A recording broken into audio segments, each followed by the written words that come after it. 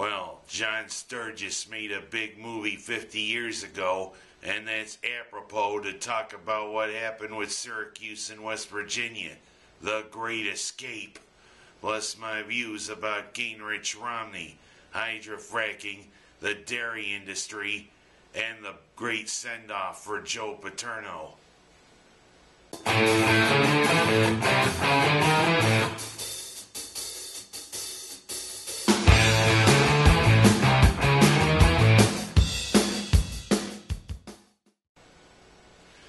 Well, it was going to be the biggest crowd of the year in the Dome. It was almost 30,000 that packed the Dome for what was to be a big game. Bob Huggins and his West Virginia Mountaineers coming into the Dome to face the Orange. Thing is, I almost wanted to use the Catholic invocation to describe what happened Saturday, but I talked with the pastor that's at the parish around here, and you know what he said? It's not a good idea. The thing is, I respect him because I am Catholic, but I am going to put up the 3 big points, and I just will say, Syracuse was darn lucky to win Saturday. First and foremost, no Fab Melo again. Apparently that academic problem was bigger than it was. And guess what? Melo had to sit on the bench in his regular civvies for the 3rd time. Although I don't think he made the trip to the 2 road games. But it's funny not seeing Melo in his clothes playing. His civvies look pretty good. But you know, civvies don't look good on a guy who's been such an integral part of the team.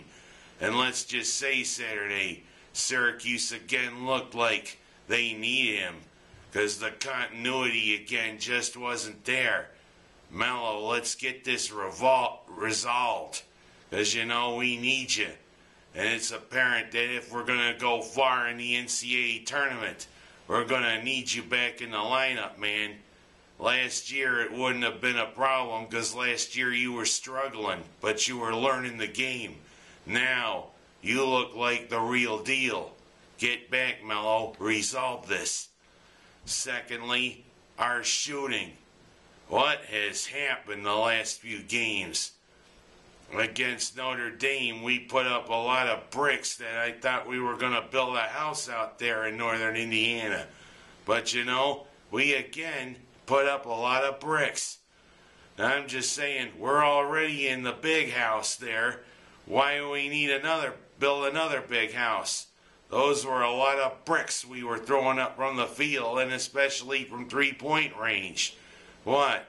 We suddenly take an Elmer Fudd approach to shooting? You getting warm? You getting warm, Doc? Nah, you getting colder. That's exactly to describe the shooting, Orange. What's going on? I mean, all those bricks we threw up from 3-point range. Thank God Trish got hot there near the end of the game. But boy, if it weren't for Trish, if it weren't for Joseph, if it weren't for Jardine, we'd be talking about a loss right now. And third, and most importantly, boy, did we get darn lucky right there near the end of the game. And I have to say, the Lord himself was looking down on us right near the end of the game. We really did get a gift, because that was, it looked to me on the replay, a goaltend. But the referee missed the call. And then again, when West Virginia inbounded the ball, they missed a couple shots. And boy, did Syracuse escape.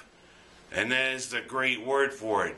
It could either be the Great Escape, movie-wise, a la John Sturgis, or The Escape, a la Journey, one of the great albums of the 80s. But whatever, it was an escape for the Orange, just barely getting past West Virginia, 63-61. And we are off until Saturday when we go to our home away from home, Madison Square Garden. We play our old friends, the Red Storm of St. John. And it's a good bet Our good friend from the 80s and the Big East Mafia will be in the audience. Good old Louis Carnesecca, that is.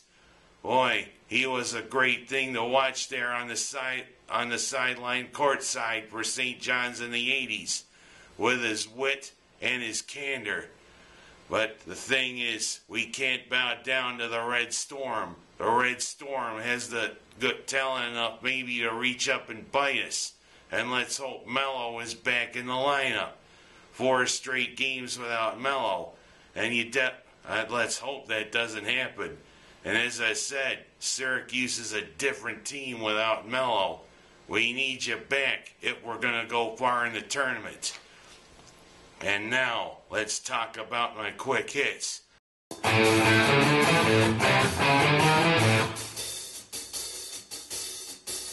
First, I'm going to talk about the 2 Republican guys that are really left on the ticket, Mitt Romney and Newt Gingrich. You know, the press is having a field day. Romney with his money and Gingrich with his infidelity. But hey, nobody's perfect. Because the thing is, I'm hoping one of them emerges. Because, you know, that's who I hope can oust Obama from the White House. Secondly, hydrofracking. That's a big question around here in New York State. Because look how it's been in Ohio and Pennsylvania. It's been an economic boon to those. It could be one for us. I see the pros and cons of it. The pros are, it's a way we can extract natural gas from the shale formations around here, and it could create hundreds of thousands of jobs. But on the other hand, what with all those chemicals being put into the bedrock, is it really safe?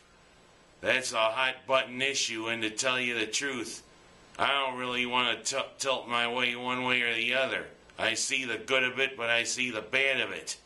Thing is, New York needs a shot in the arm, but I don't want to see our environment wasted, if you know what I mean.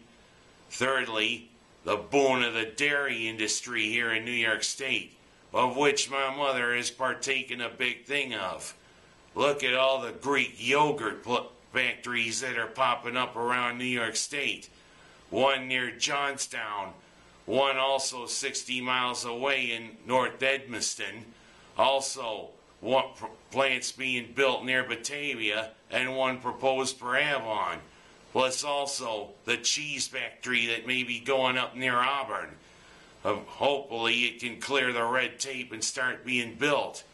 And I mean, the dairy industry's always been big here in New York State. But I gotta wonder, I heard it takes 4 gallons of milk to make a gallon of yogurt. What are those Holsteins thinking? Do they like that? No. No. And last but not least, a great send-off to a great man. I salute you, Joe Paterno. You were laid to rest last week near State College, Pennsylvania. And even though, yeah, people might say you were the leader of the enemy, you were a great adversary for Syracuse. And I mean, Penn State and Syracuse, to me, we should get that rivalry going again. But it's not the same without you. But kudos to the fans that when they came to the Bend, when the procession had to stop, you hear them yell, "We are Penn State! We are Penn State!" Shows you what character that he helped lead. I don't care what they say about you the last 3 months. You didn't deserve the way you were fired, Joe Paterno. Rest in peace. And as I said, my hat's off to you. I'm Ken Haas. That's my story for this week. Until next week.